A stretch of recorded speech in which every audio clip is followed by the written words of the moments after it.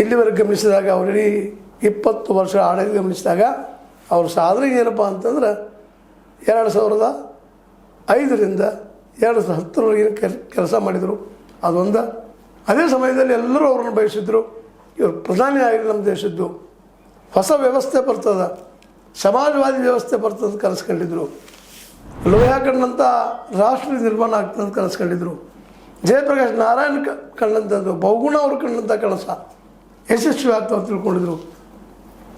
ಇವರು ನೋಡಿದಾಗ ಇವ್ರಿಗಿಂತ ಲಾಲು ಪ್ರಸಾದ್ ಯಾದವ್ ಒಳ್ಳೆಯವರು ಅಂತ ಅಟ್ಲೀಸ್ಟ್ ಅಲ್ಲೇ ಬಿದ್ದು ಸಮುದಾಯಕ್ಕೆ ಒಂದು ಶಕ್ತಿ ಕೊಟ್ಟ, ಹೋರಾಟ ಶಕ್ತಿ ಕೊಟ್ಟಂಥ ಹೆಸರೇನಾದರೂ ಉಳಿದಿದ್ರೆ ಅದು ಲಾಲು ಪ್ರಸಾದ್ ಯಾದವ್ ಅವ್ರಿಗೆ ಅನ್ನೋದು ನಾವು ಮರೀಲಿಕ್ಕಾಗೋದಿಲ್ಲ. ಹೌದು, ಭ್ರಷ್ಟರಾದರು, ಅವ್ರ ಮೇಲೆ ಆರೋಪ ಅಂತೂ ಶಿಕ್ಷೆ ಆಯಿತು, ಆ ಮದ್ದಾರೆ.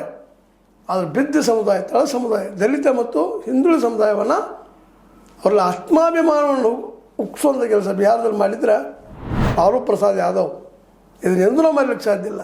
ಅಂಥ ಹೆಸರ ಪಡ್ಕೋಬೇಕಾಗಿದ್ದಂಥ ನಿತೀಶ್ ಕುಮಾರ್ ಅವರು ಇವತ್ತು ಅದು ಕೇವಲ ರಾಜ್ಯಸಭಾ ಸದಸ್ಯತ್ವಕ್ಕಾಗಿ CM ಸೀಟ್ ಬಿಟ್ಟು ಕೊಡ್ತಾ ಇದ್ದಾರೆ. ಅದು ಇಲ್ಲಿವರೆಗೆ ಒಮ್ಮೆಯೂ ಬಿಹಾರದಲ್ಲಿ ತನ್ನ ಸ್ವಂತ ಕಾಲ ಮೇಲೆ CM ಆಗಲಾರಂಥ BJPಗೆ ಇವತ್ತು ಅನುಕೂಲ ಮಾಡಿಕೊಡ್ತಾ ಇದ್ದಾರೆ. ಏನು ಇದರ ಅರ್ಥ?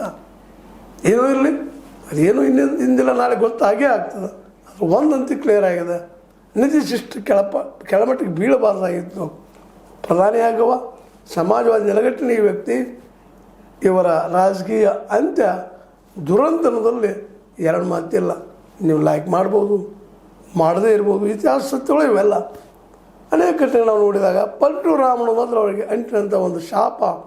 ಜೊತೆಗೆ ಒಬ್ಬ ರಾಜ್ಯಸಭಾ ಸದಸ್ಯತ್ವ ಆಗೋದಕ್ಕಾಗಿ ಮುಖ್ಯಮಂತ್ರಿ ಸ್ಥಾನ ಬಿಟ್ಟುಕೊಡುವಂಥ ಯಾರಾದರೂ ವ್ಯಕ್ತಿ ಇದ್ದರೆ ಅವ್ರು ನಿತೀಶರಾಗಿರ್ಬೋದು. ಅಂಥ ಇತಿಹಾಸ ಎಲ್ಲೂ ಇಲ್ಲ.